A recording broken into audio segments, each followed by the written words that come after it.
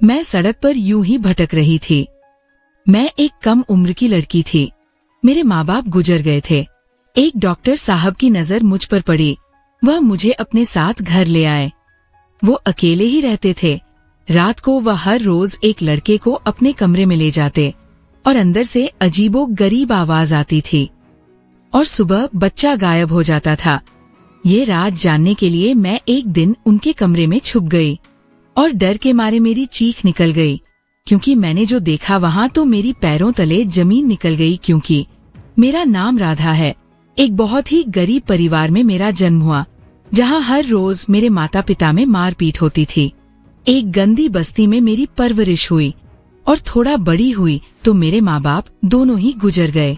जिस बस्ती में मैं रहती थी वह मकान किराए का था। मेरे माँ बाप की मौत के बाद मकान मालिक ने मुझे घर से बाहर निकाल दिया। मैं सड़कों पर यूं ही भटकने लगी। खाने के लिए कूड़ेदान में खाना ढूंढने लगी। तभी वहाँ पर एक गाड़ी आकर रुकी। गाड़ी से एक डॉक्टर साहब बाहर निकले। करीब 40 साल के तो होंगे। उनकी नजर मुझ पर पड़ी। मैं काफी घबरा गई कि किसी बुरे इंसान हाथ में पड़ गई तो मेरी घबराहट शुरू हो गई। तब डॉक्टर साहब मेरे पास आए। फिर उन्होंने मुझसे कहा, तुम्हें भूख लगी है क्या? तो मैंने अपना हाँ में सर हिलाया। भूख से बड़ा दुश्मन तो और कोई भी नहीं है। उन्होंने कहा, मुझे काम के लिए अपने घर में एक लड़की चाहिए। तुम मेरे घर काम करोगी क्या? उनकी बात सुनकर मैं हैरत में पड़ गई। वह मुझे जानते तक नहीं और अपने घर पर काम करने के लिए कह रहे हैं। मुझे सोच में डूबा देख उन्होंने कहा, तुम्हें घबराने की जरूरत नहीं है। मैंने सोचकर कहा, ठीक है, मैं काम करने के लिए तैयार हूँ, पर आपने तो मेरे बारे में कुछ पूछा ही नहीं। मेरे पास रहने को छत भी नहीं है। ना जाने में ये सारी बातें क्यों बताई। मैं तो इन्हें जानती भी नहीं हूँ। शायद मेरी हालत अब इतनी बुरी हो चुकी थी कि मैं अनजान इंसान पर भरोसा करने लगी हूँ। उन्होंने कहा, कोई बात नहीं, चलो तुम मेरे साथ, अब तुम मेरे घर में ही रहना, खाना और वहाँ काम करना। मैं उनकी गाड़ी में बैठ गई। वो मुझे एक कपड़े की दुकान पर ले गए और मुझे कुछ कपड़े खरीद के दिए। फिर वह मुझे एक पार्लर में ले गए और पार्लर वाले से कहा कि मेरी हालत थोड़ी ठीक कर दे, और उसने मेरा होलिया ठीक कर दिया। जब मैंने अपने आप को आईने में देखा तो मैं बहुत ही खूबसूरत लग रही थी। मैं डॉक्टर साहब के साथ उनके बड़े बंगले में आ गई। डॉक्टर साहब घर पर अकेले ही रहते थे। उन्होंने मुझे अपना काम समझा दिया और रहने के लिए एक छोटा सा कमरा भी दे दिया। रात को खाना खाने के बाद वो कहीं बाहर चले गए। फिर अपने साथ एक बच्चे को ले आए। उसको लेकर अपने कमरे में चले गए। मुझे बहुत ही अजीब लगा, पर मैं अपने कमरे में सोने चली गई। अचानक कुछ अजीबो गरीब आवाज से मेरी नींद खुल गई। मुझे लगा आवाज कहाँ से आ रही है। देखने के लिए मैं उठी, पर मैं हैरत में पड़ गई। ये आवाज डॉक्टर साहब के कमरे से आ रही थी। मैं अपने कमरे में वापस आ गई। डॉक्टर साहब के साथ रहने के लिए मुझे अच्छा कपड़ा और अच्छा खाना मिल रहा था। मैं काफी खुश थी और मैं सुनहरे सपने में डूब गई। जब सुबह हुई तो मैं कमरे से बाहर निकली और अपना काम करने लगी। डॉक्टर साहब का कमरा बंद था। शायद वो अभी सो रहे थे। लेकिन जब वह अपने कमरे से निकले तो मैं बहुत ही हैरान हुई। जो बच्चा कल रात उनके साथ उनके कमरे में गया था वो वापस नहीं आया। डॉक्टर साहब ने मुझसे कहा था कि तुम पूरे घर की सफाई करना, खाना बनाना और घर की सारी जिम्मेदारी उन्होंने मुझे थमा दी थी। बस उन्होंने कहा था कि मेरे कमरे और बेसमेंट में कभी भी मत आना। मैं अपने कमरे की सफाई खुद करता हूँ। मैंने सारा काम कर लिया, पर उनके कमरे की सफाई को छोड़कर बेसमेंट में तो ताला लगा रहता था। डॉक्टर साहब दिन में कहीं बाहर चले गए, शायद अपने काम पर गए होंगे, पर उनका कमरा लॉक किया हुआ था। जब शाम हुई तो वो वापस आ गए। जब रात का खाना तैयार हो गया तो मैंने उन्हें बुलाया। जब मैंने उन्हें खाना परोसा तो उन्होंने मुझसे कहा, तुम बहुत ही अच्छा खाना बनाती हो। ये सुनकर मैं तो मुस्कुराने लगी। खाना खाने के बाद वो फिर से कहीं बाहर चले गए और अपने साथ किसी दूसरे बच्चे को लेकर आए और उसे लेकर अपने कमरे में चले गए। मैं सोने चली गई, लेकिन आज भी अचानक ही मेरी आँख खुल गई। मुझे वो अजीबो गरीब आवाज फिर से आने लगी। ना जाने क्यों आज मेरे दिल की धड़कन तेज हो गई। सुबह में जल्दी उठ गई। और बाहर काम करने लगी। बस मुझे ये जानना था कि वो बच्चा वापस निकला या नहीं, पर डॉक्टर साहब सुबह उठने के बाद अपने कमरे से अकेले ही बाहर आए। बच्चा फिर से गायब था। ये रोज बच्चे को लेकर कमरे में जाते, फिर अकेले बाहर क्यों आते? बच्चा कहाँ जाता है? कहीं मेरे डॉक्टर साहब कोई गलत काम तो नहीं करते हैं? मुझे मन किया मैं उनसे जाकर पूछूं, पर डर के मारे में चुप रही। मुझे नई नई नौकरी मिली है, अगर उन्होंने मुझे बाहर निकाल दिया तो मेरा क्या होगा? लेकिन फिर मुझे ख्याल आया कि मैं इस घर में उनके साथ अकेली रहती हूँ। अगर मेरे साथ कुछ हो गया तो? पर मैंने एक बात गौर किया था कि डॉक्टर साहब ने कभी भी बुरी नजर से मेरी तरफ नहीं देखा। अपने साथ हमेशा लड़कों को ही लेकर आते। ये रोज रोज चलने लगा। रोज कोई ना कोई लड़का उनके साथ कमरे में जाता। उनके कमरे से आवाज आती और लड़का गायब हो जाता है। मैं इस बात से अंदर ही अंदर बहुत परेशान रहने लगी। लेकिन मैं अभी छोटी लड़की हूँ, मैं करूँ भी तो क्या करूँ? मैं उनके साथ अपने आप को बहुत ही सुरक्षित महसूस करने लगी थी। वह मुझे अक्सर ही बाहर ले जाया करते थे और बाहर से अच्छा खाना खिलाया करते थे, कपड़े भी खरीद कर दिया करते थे। लेकिन हर रोज मैं इस तरह से बच्चे को गायब होते देखती थी और आवाज भी पता नहीं किस चीज की आती थी। अब मेरा शक इतना ज्यादा बढ़ चुका था कि मुझे लगा अब चुप रहना गुनाह का साथ देना होगा। मैंने मन ही मन में मान लिया था कि बच्चों के साथ जरूर कुछ ना कुछ करते हैं, या तो उनके साथ कोई गलत काम करके उन्हें खत्म कर देते हैं, क्योंकि बच्चे ऐसे हवा में तो गब नहीं हो सकते ना। अगर ऐसा ही चलता रहा तो शहर के सारे लड़के खत्म हो जाएंगे। अब मैंने सोच लिया था कि मैं इस राज का पता लगाकर ही रहूंगी। अब जैसे ही मुझे कुछ सुराग मिलेगा तो मैं पुलिस को बता दूंगी। अब तक लालच में पड़कर मैं चुपचाप ये सब कुछ देख रही थी, क्योंकि डॉक्टर साहब ने मुझे बहुत ही ऐशो आराम के साथ रखा था। मैंने धीरे धीरे डॉक्टर साहब का विश्वास जीत लिया और एक दिन मैंने उनसे कहा, डॉक्टर साहब, आप अपने कमरे की सफाई खुद क्यों करते हैं? मुझे अच्छा नहीं लगता। जब आप कमरे में होते हो तो तब मुझे बुला लिया करो, मैं साफ कर दिया करूंगी। मेरा इस दुनिया में कोई भी नहीं है। आपको अगर लगता है कि मैं चोरी करूंगी तो ये सच नहीं है। डॉक्टर साहब, आपने मुझे सहारा देकर मेरी जिंदगी बदल दी है। मैं आपको कभी धोखा नहीं दूंगी। डॉक्टर साहब ने मेरी बात सुनकर कहा, ऐसी कोई बात नहीं है। ठीक है, कल सुबह जब मैं रहूंगा अपने कमरे में तुम मेरे कमरे की सफाई कर देना। अब मुझे मौका मिल गया था कि उनके कमरे को देखने का। आखिर उनके कमरे में ऐसा क्या जादू चलता है जिससे लड़के गायब हो जाते हैं? डॉक्टर साहब को धोखा देने का मेरा कोई भी इरादा नहीं था, पर बच्चे के साथ इस तरह से गलत होना भी तो सही नहीं है। मेरे दिल में सच्चाई भरी हुई थी। जब मैं सुबह उनके कमरे में गई तो देखा उनका कमरा बहुत बड़ा है।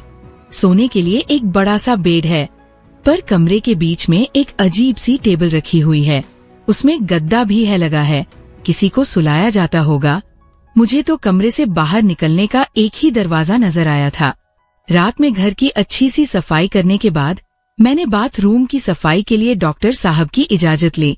जब डॉक्टर साहब ने इजाजत दे दी तो मैं बाथरूम में गई और वहाँ पर जाकर हैरत में पड़ गई।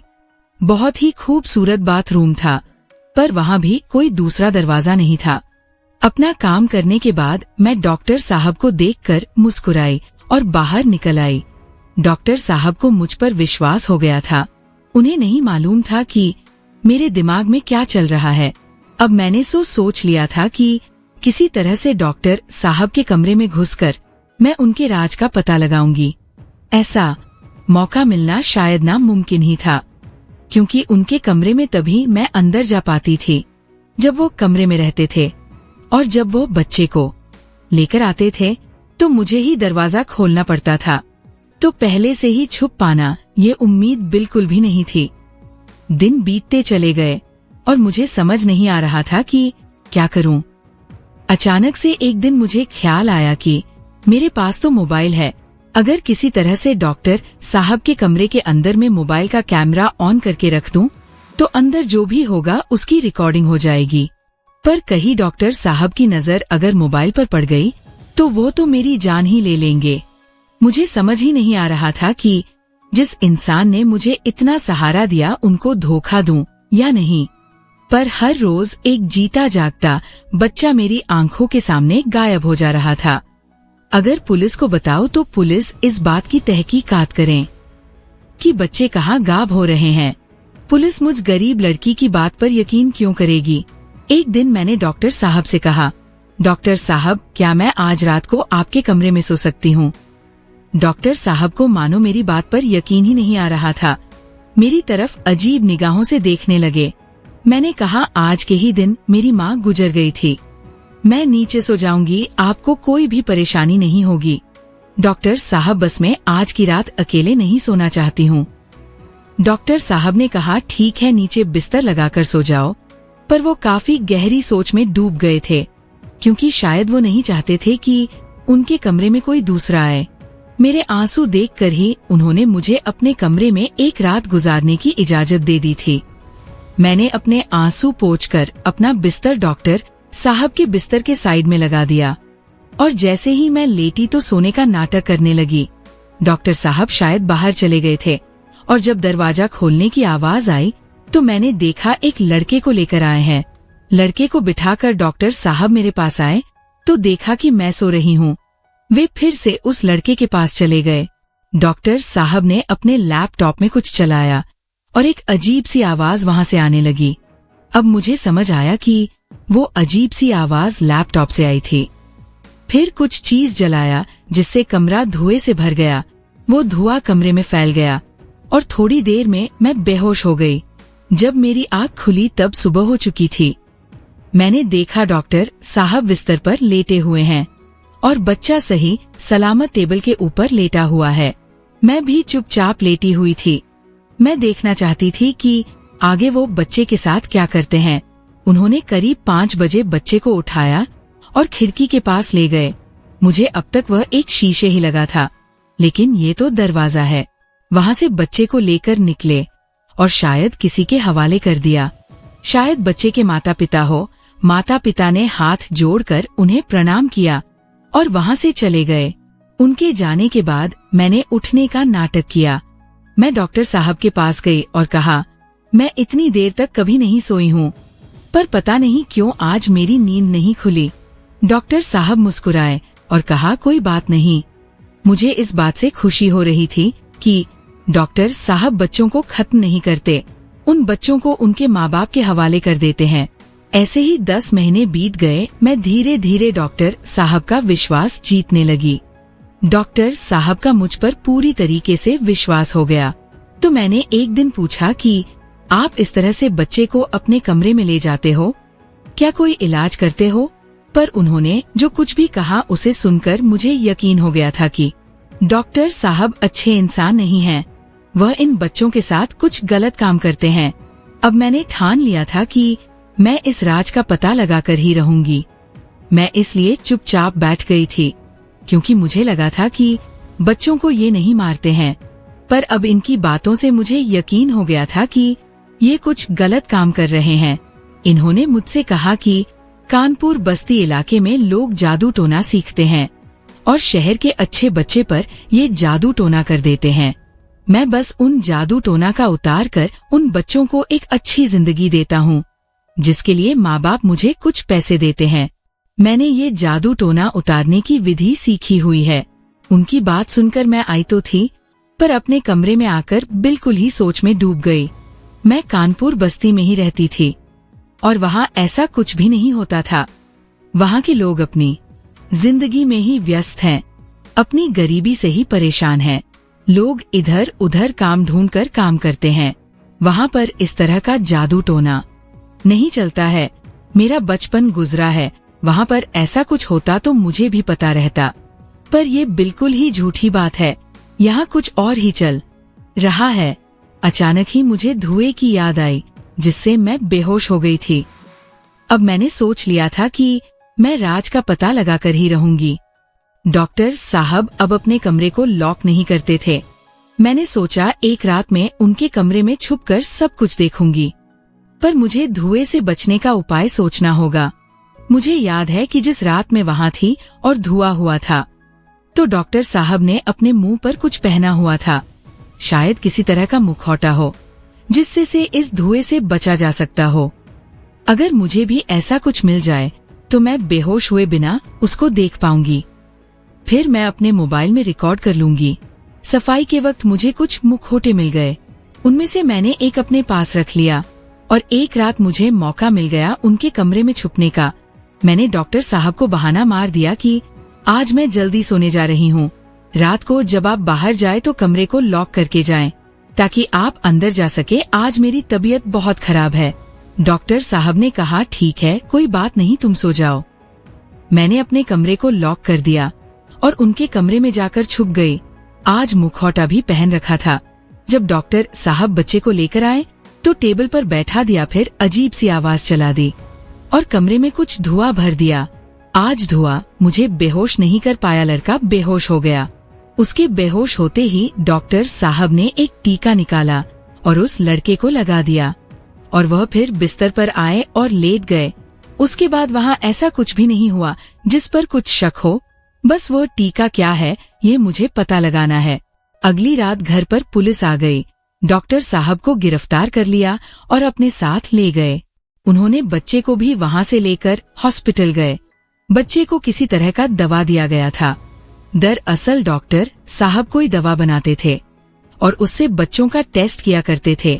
जादू टोना वाली बात झूठी थी। पहले डॉक्टर साहब किसी बच्चे से मिलते थे और उसे कुछ खाने को देते थे। उसमें एक तरह की दवा होती थी जिससे बच्चा बिल्कुल पागल हो जाता था और जब बच्चा अपने माता पिता के पास पहुंचता तो उन्हें लगता कि अचानक बच्चे को क्या हो गया है। डॉक्टर साहब ने ये बात फैला दिया था कि कानपुर बस्ती वाले बच्चों पर जादू टोना कर देते हैं और उस जादू को उतारने के लिए डॉक्टर साहब के पास लोग अपने बच्चे छोड़ जाया करते थे, जिनके ऊपर तरह तरह के दवा टेस्टिंग की जाती थी। डॉक्टर साहब के बेसमेंट में रेत पड़ी, वहाँ पर दवा बनती थी। पुलिस ने वहाँ से ढेर सारे दवा बरामद किया। मैंने डॉक्टर साहब को धोखा जरूर दिया था, पर मुझे यकीन है कि इस समाज का भला हुआ। मुझे एक दवा मिल गई थी जिसे मैंने पुलिस वालों को दे दिया था और सारी बातें बता दी। पुलिस ने जब उसे टेस्ट करवाया तो उसमें एक ऐसी दवा मिली जिसे बेचना कानूनी जुर्म है। फिर बाकी की सच्चाई पुलिस वालों ने ही निकाली। मैं फिर से बेसहारा हो गई थी, लेकिन मुझे कोई ना कोई काम तो मिल ही जाएगा, क्योंकि मैंने काफी सारे लड़कों की जिंदगी जो बचाई थी। पुलिस वालों ने कहा था तुम्हें दोबारा से कहीं काम मिल जाएगा, इसका इंतजाम हम कर देंगे। दोस्तों, कुछ लोग वीडियो को इग्नोर कर देते हैं और अपने जीवन से जुड़ी जानकारियां छोड़ देते हैं। आपसे मेरी प्रार्थना है, मेरा मनोबल बढ़ाने के लिए वीडियो को लाइक शेयर जरूर करें। अगर चैनल पर नए हो तो हमारे चैनल को सब्सक्राइब करना ना भूले। तो दोस्तों, ये थी हमारी आज की कहानी। आपको कैसी लगी हमें कमेंट में जरूर बताएं। कल मिलते हैं एक और महत्वपूर्ण वीडियो के साथ। तब तक के लिए धन्यवाद।